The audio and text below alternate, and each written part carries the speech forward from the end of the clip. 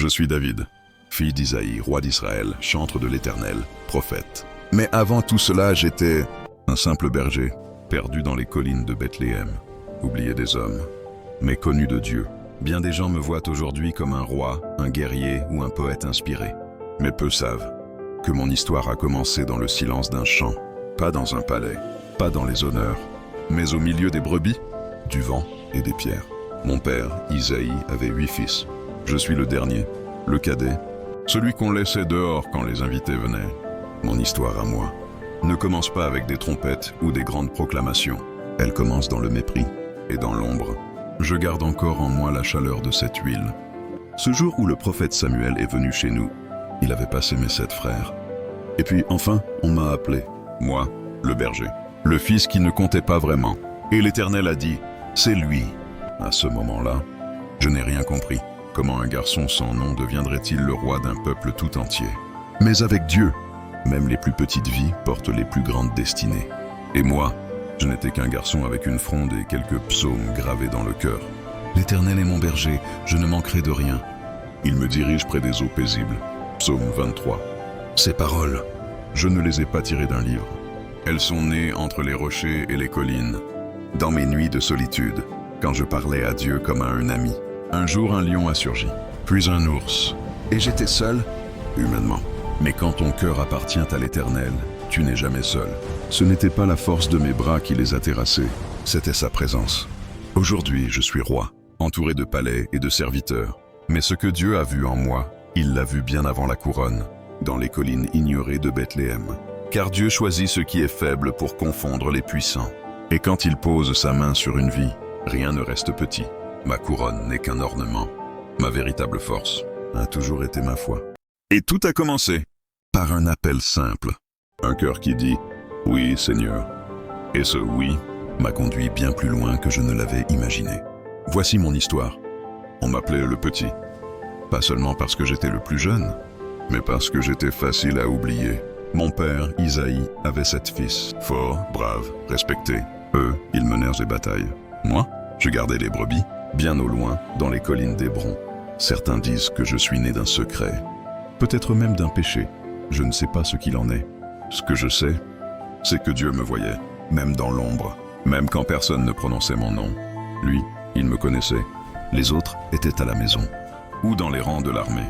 Moi, je passais mes journées seul. Mais la solitude n'est pas le silence. Les herbes chantaient sous le vent. Les étoiles me racontèrent les promesses de Dieu. Et moi, je chantais. L'Éternel est mon berger, je ne manquerai de rien. Je posais ma lyre sur mes genoux, et je composais. Pour Dieu, pour l'âme qui cherche, pour les nuits sans feu où les loups rôdent. C'est dans ces lieux qu'on entend la voix du Très-Haut, si l'on tend vraiment l'oreille. La Torah, je la récitais en marchant. Les psaumes, je les écrivais avec mes larmes et mes mains. Je ne vivais pas parmi les hommes, mais je marchais avec l'Éternel. Mais même dans ces jours paisibles, la guerre me trouvait, non pas entre les hommes, mais contre les bêtes sauvages. Un soir, le ciel virait au rouge.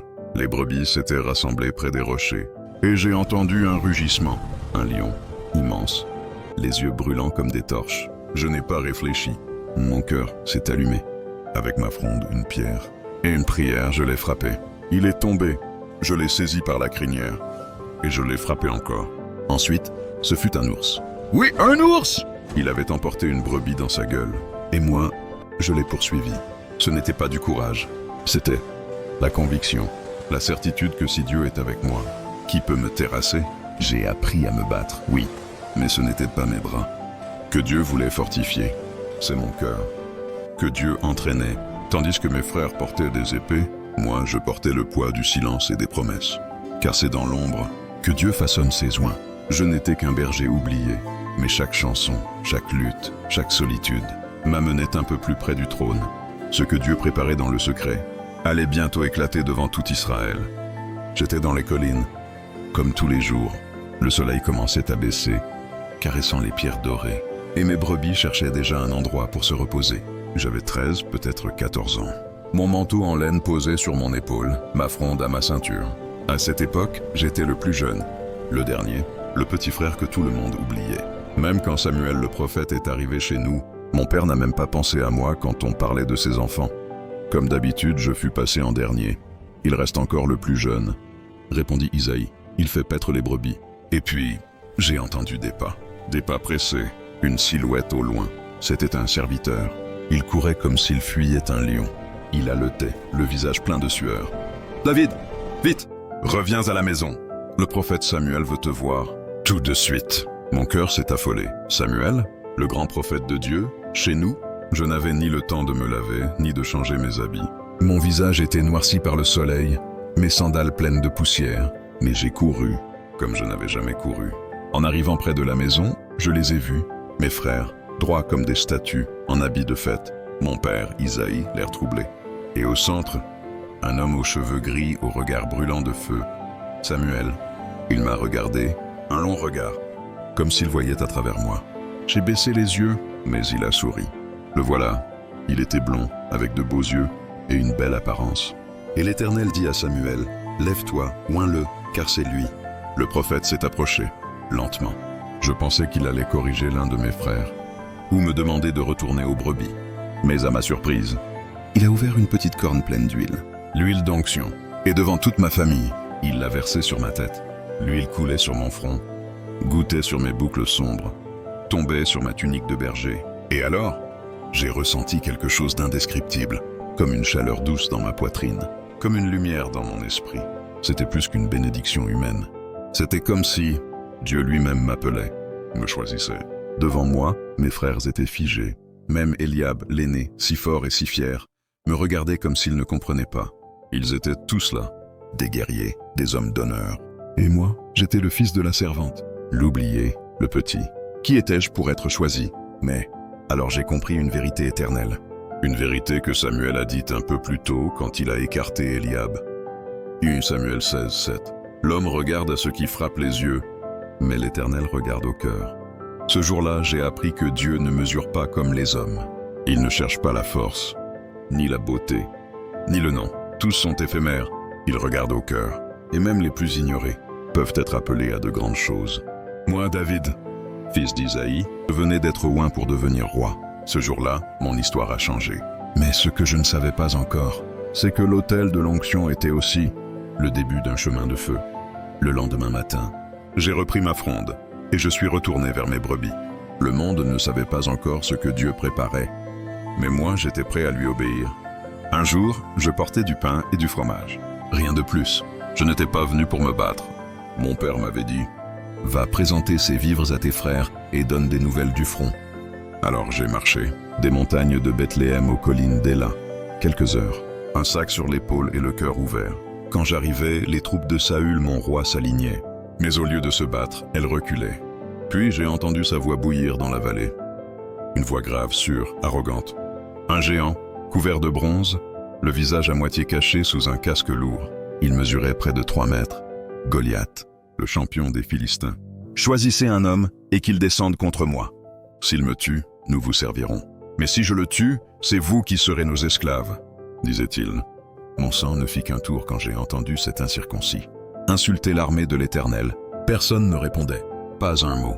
Même les plus grands guerriers tremblaient. Mes frères étaient là, je voulais comprendre. Mais quand j'ai parlé, Eliab, mon frère aîné, me repoussa. « Pourquoi es-tu venu ici? Je connais ton orgueil. Retourne garder tes quelques brebis dans le désert. » Mais quelque chose brûlait en moi, comme un feu que je ne pouvais contenir. Je n'étais pas soldat, mais je savais ce que j'avais vu et vécu. Dans mes montagnes, j'ai affronté l'ours et le lion, seul, avec ma fronde. Mais je n'étais jamais seul. L'Éternel avait été là, et je savais, il serait encore là. On me conduisit alors devant Saül. Je n'oublierai jamais ses yeux, étonné, presque moqueur. « Tu ne peux aller te battre contre ce Philistin. Tu n'es qu'un jeune garçon. » Alors je lui racontai tout. L'ours, le lion, la délivrance que Dieu m'avait déjà donnée. Je le regardai droit dans les yeux. « Va, et que l'Éternel soit avec toi. » m'a-t-il répondu. Alors il me fit porter son armure. Une cotte de mailles trop lourde, un casque trop large. Je marchais 2 pas, et compris. Ce n'était pas moi, je retirais tout. Ce jour-là, je n'irai ni avec fer, ni avec bois, mais avec foi. Je pris ce que je connaissais, ma fronde, et 5 pierres lisses, ramassées dans le lit du torrent. Puis je descendis lentement dans la vallée, vers lui. « Goliath, suis-je un chien pour que tu viennes à moi avec des bâtons ?» Alors j'ai crié, pas de peur. « Tu viens à moi avec l'épée, la lance et le javelot. » Et moi, je viens à toi au nom de l'Éternel des armées. » Je courus vers lui. J'enfilai une pierre dans ma fronde. Je tournai. Une fois, 2 fois, et je lançai. La pierre siffla. Le silence tomba. Et puis, un son lourd. Goliath tomba, face contre terre. Ce jour-là, Israël sut que l'Éternel sauve sans épée ni lance, car la victoire appartient à l'Éternel. 1 Samuel 17, 47. Et qu'il peut se servir d'un simple berger, si ce berger a un cœur sans peur. Ce jour-là fut le début de quelque chose de plus grand que moi. Mais le cœur de l'homme est plus dur que la pierre. Et parfois, la roche la plus lourde pèse dans l'ombre des palais. Mais il y a une chose que je n'avais pas prévue. C'est que la faveur de Dieu attire parfois la haine des hommes. Quand j'ai vaincu Goliath, j'étais encore un berger dans l'âme. Je croyais naïvement que servir le roi avec loyauté suffirait à gagner sa bienveillance. Mais bientôt, ses regards ont changé. Au début, tout allait bien. Je chantais pour lui. Je jouais de ma harpe. Et l'esprit mauvais s'éloignait. La paix revenait sur son visage tourmenté. Il m'avait confié la charge de ses armées. Je marchais en tête et Dieu me donnait la victoire. Mais un jour, les chants du peuple ont brisé ce fragile équilibre. Saül a frappé ses 1000 et David ses 10 000. 1 Samuel 18, 7. Ces mots, je ne les ai pas prononcés, je ne les ai même pas cherchés. Mais ils ont planté dans le cœur du roi Saül une graine d'ombre qui n'a cessé de grandir. Un soir, j'étais là devant lui en train de jouer doucement. Et soudain, je l'ai vu saisir sa lance. Son regard était vide, noir. Il l'a lancée de toutes ses forces. Elle s'est plantée dans le mur, juste à côté de ma tête. J'ai fui, pris de panique. C'était la première fois, mais pas la dernière. Mon cœur s'est serré. Je ne pouvais comprendre cette haine, alors que je n'avais fait que lui obéir. Après cela, j'ai dû fuir. J'ai marché les nuits, couru les jours, dormant dans des grottes, me cachant dans les montagnes. Une fois même, j'ai trouvé refuge chez les Philistins, les ennemis que j'avais autrefois combattus. Mais jamais, oh jamais, je n'ai levé la main contre loin de l'Éternel. 2 fois, Dieu a remis la vie de Saül entre mes mains. La première, dans une grotte d'Engedi. Il est entré sans savoir que nous étions là, cachés dans l'ombre. Mes hommes m'ont dit, c'est l'heure. Dieu te donne ton ennemi. Mais je me suis approché, silencieusement, et j'ai seulement coupé un pan de son manteau. Quand il est sorti, je l'ai appelé. J'ai montré ce morceau de tissu en disant « Vois, j'aurais pu te tuer, mais je ne l'ai pas fait. J'ai refusé de porter la main contre toi. » 1 Samuel 24, 11. La deuxième fois, c'était dans son camp, alors qu'il dormait. Je me suis glissé au milieu de ses soldats, avec Abishai. Sa lance était plantée dans le sol, juste à côté de sa tête. Abishai me dit « Laisse-moi le frapper, je n'aurai pas besoin de recommencer. » Mais j'ai répondu « Qui porterait la main sur loin de l'Éternel et resterait impuni ?» Alors, j'ai pris la lance et la cruche d'eau, et je suis reparti, laissant encore la vie à cet homme qui voulait ma mort, car je ne voulais pas la couronne si elle devait être volée. Je ne voulais pas devenir roi comme Saül l'avait été, en usurpant ou en détruisant. Non, si Dieu m'a choisi,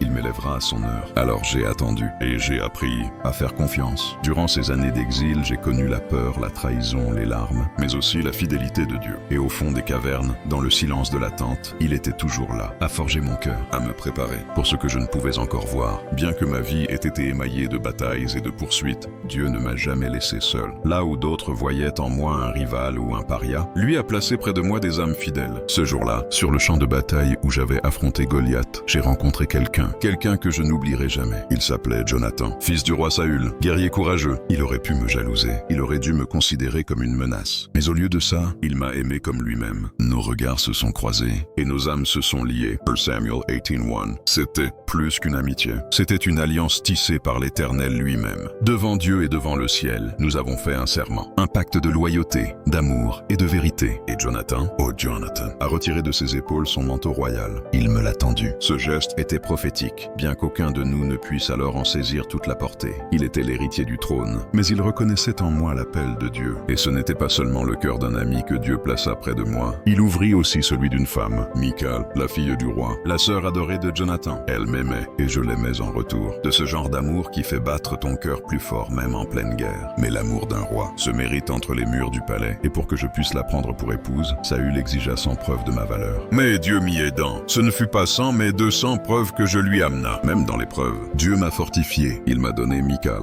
Et au début, tout semblait pur, innocent. Dieu m'entourait de cœurs loyaux. Jonathan, dont l'amitié dépassait celle de mes frères. Michal, dont l'amour brillait même dans les ombres du palais. Mais Saül, leur père, le roi que je servais, sentait monter la jalousie dans son cœur comme un feu incontrôlable. Et malgré leur fidélité, malgré ces liens sacrés, je savais que des division allait naître, que j'allais devoir choisir encore, entre la loyauté envers l'homme et la fidélité envers Dieu. Mais au milieu du tumulte, j'ai gardé les yeux fixés sur l'Éternel. Et si Dieu me donnait des amis au cœur bon, même dans la maison de celui qui voulait ma mort, alors je savais, je n'étais pas abandonné. Ces liens sacrés m'ont soutenu quand tout s'est effondré. Mais je ne savais pas encore à quel point la loyauté coûterait cher. Ce jour-là, je n'ai pas levé mon épée, je n'ai pas chanté de victoire. Ce jour-là, j'ai pleuré, car Saül, le roi, loin de Dieu, était tombé sur le champ de bataille. La nouvelle est arrivée comme un éclair. La bataille contre les Philistins avait tourné au désastre. Saül, mon roi, celui qui m'avait aussi pourchassé et haï, avait pris son épée et s'était jeté sur elle. Jonathan, son fils, mon ami, mon frère d'âme,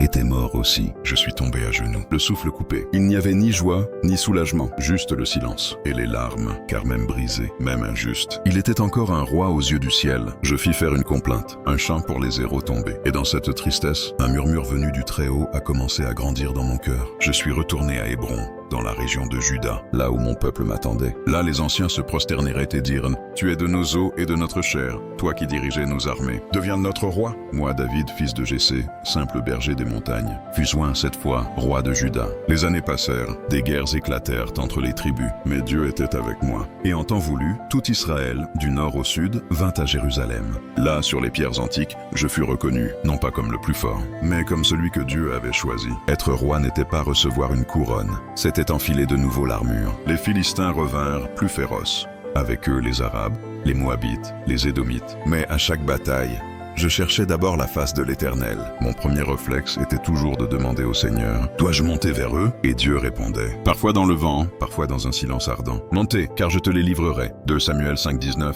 Et ainsi, bataille après bataille, Israël devenait plus qu'un peuple. Il devenait une nation. Les familles éparpillées devenaient un seul corps. Mais il y avait quelque chose, plus précieux que mon trône, plus grand que toutes mes victoires, l'arche de l'Alliance. Le trône invisible de Dieu, elle était loin, oubliée dans une maison reculée. Alors je me suis levé, j'ai rassemblé les hommes, les chanteurs, les musiciens. Levons l'arche vers la cité de David. Ce jour-là, les tambourins résonnaient à travers les collines. Les femmes dansaient. Moi-même j'ai ôté mes habits royaux pour ne garder qu'un simple lin blanc. Parce que devant Dieu, je n'étais pas roi. J'étais un serviteur. J'ai longtemps cru que le succès venait des grandes victoires, des batailles remportées, des géants terrassés, des palais construits. Mais avec le temps, j'ai compris autre chose. Je n'ai pas été choisi parce que j'étais le plus fort, ni le plus sage. Oh non. J'ai même commis de graves erreurs. Si vous souhaitez que je vous la raconte prochainement, écrivez juste « raconte-nous » dans les commentaires. Mais ce que je veux vous laisser aujourd'hui, ce sont les leçons d'un berger devenu roi. Dieu ne m'a pas trouvé à la cour du roi, ni même dans un champ de bataille. Il m'a trouvé seul, dans les champs, protégeant les brebis que personne ne voyait. Dieu élève ceux qui travaillent dans le secret, loin des regards. Ce n'est pas l'estrade qui révèle l'appel, c'est l'obéissance dans l'oubli. Là j'ai appris le courage. Pas devant une armée, mais devant un lion. Là j'ai appris la confiance. L'huile a coulé sur ma tête alors que je n'étais qu'un garçon. L'onction était là, mais le trône était loin, très loin. J'ai été loin, puis j'ai attendu. Et j'ai attendu, et j'ai encore attendu. Des années, des grottes, des trahisons. Mais j'ai compris. La patience est l'arme des appelés. Ce n'est pas le temps qui accomplit la promesse, c'est la fidélité pendant le temps. La vraie royauté commence dans l'obéissance, pas dans les couronnes. J'ai trouvé David, homme selon mon cœur, qui accomplira toutes mes volontés. Acte 13, 22. J'aurais pu tuer Saul. J'en avais l'opportunité, plus d'une fois. Mais j'ai refusé, j'ai choisi de servir, même celui qui m'a haï. Il est facile de frapper. Mais il faut de la grandeur pour retenir sa main. La foi ne m'a pas épargné la douleur. J'ai perdu des fils. J'ai été trahi. J'ai pleuré, seul, des nuits entières. Mais je savais que, même si je marche dans la vallée de l'ombre de la mort, je ne crains aucun mal car il est avec moi. Sa houlette et son bâton me rassurent. Psaume 23, 4. La foi n'efface pas l'épreuve. Bien au contraire, mais elle garantit l'accomplissement des promesses. Et ça, je l'ai vu, je l'ai vécu. Et surtout, Dieu regarde au cœur, pas à l'apparence. Jamais. On m'avait laissé au champ. Même mon père ne m'a pas présenté au prophète. Mais quand Dieu regarde, il voit ce que l'homme ignore. En fait, tu peux commencer dans un champ, ou dans une grotte, ou dans l'oubli, peu importe. Si Dieu t'appelle, personne ne pourra t'enfermer. Et il élèvera ceux qui lui sont fidèles. Un jour, si ce récit atteint 10 000 j'aime, je vous dirai ce qui est arrivé ensuite. Comment répondre à l'appel que Dieu dépose sur votre vie. Mais pour maintenant, gardez ceci dans votre cœur. Dieu ne regarde pas où tu es, mais à qui tu lui permets de faire de toi.